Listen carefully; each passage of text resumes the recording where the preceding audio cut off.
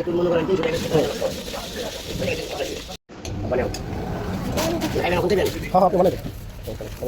সব ভিডিও বানাই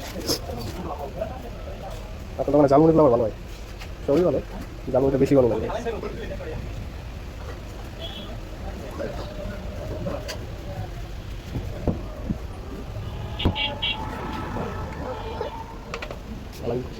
এগুলো খাবারের মধ্যে কেউ ভেজাল নাই ঠিক আছে মানুষের বঙ্গন বেছে বঙ্গন ব্যবসাটা বেশি কিনে আর 2 নম্বর